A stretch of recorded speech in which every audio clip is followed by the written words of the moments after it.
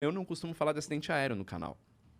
E até vou expor por que eu não falo de acidente aéreo. Inclusive, antes de você falar isso, só deixa claro, a gente marcou o Fernando e o Lito muito antes de acontecer o acidente que aconteceu aí, trágico. Exato, a gente não veio pra falar disso. Só pra deixar claro, a gente não marcou por que aconteceu o acidente, a gente tinha marcado antes, infelizmente, o acidente aconteceu na mesma época. Exatamente.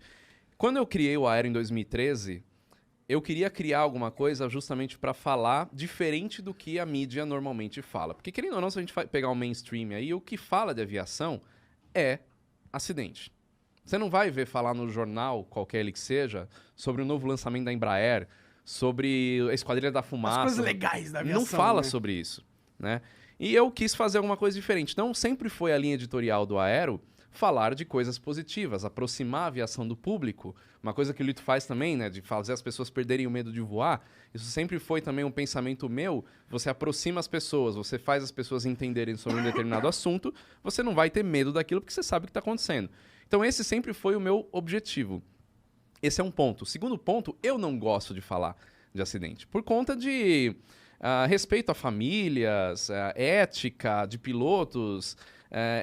Para mim, eu não me sinto seguro de falar alguma coisa porque pode ferir alguém, né? Então eu não falo. Pois bem, quando aconteceu o acidente da Marília, mais milhares de mensagens a gente recebendo para fazer um vídeo sobre o acidente. Não vou fazer, todo mundo, quem acompanha o canal sabe que eu não vou fazer. Eu falei, eu vou pôr uma nota então falando que eu não vou fazer por causa disso, disso e disso. E naquele momento, até agora, inclusive, o fim de semana inteiro, a mídia inteira tá batendo nisso, falando sobre isso, não tem outro assunto. Então eu coloquei na minha nota falando que tem muita gente na mídia se aproveitando disso para ganhar audiência e tudo mais. E aí falaram que eu direcionei isso ao Lito.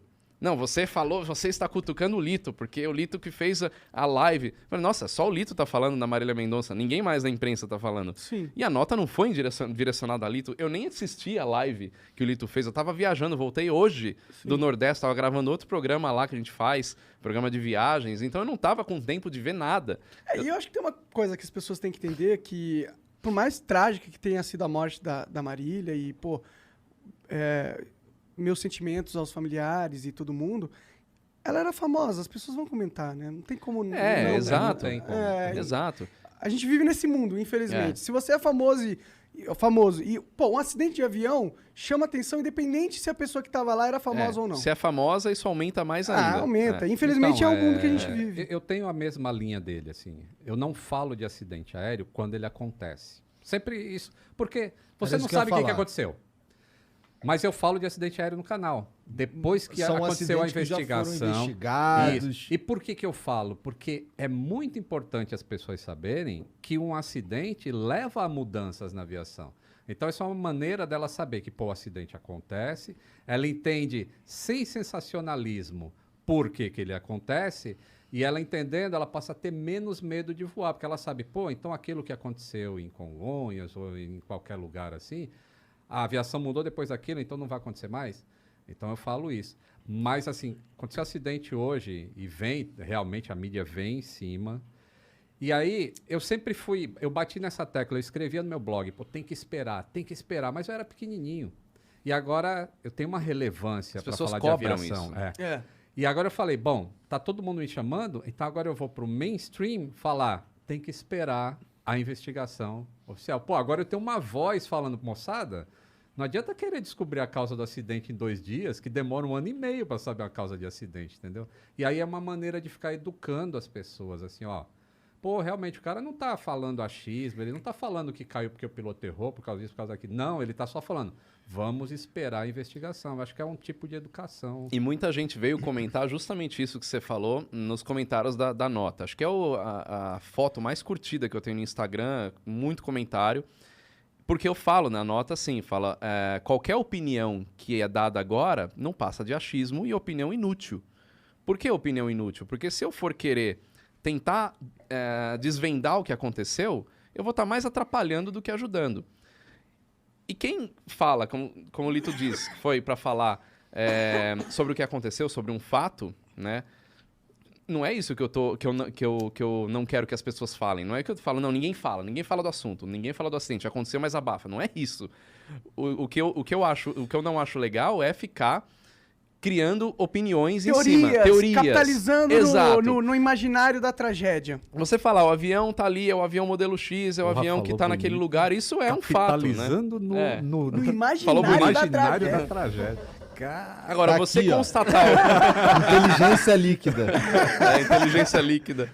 Agora, você constatar o que tá ali, né, é notícia.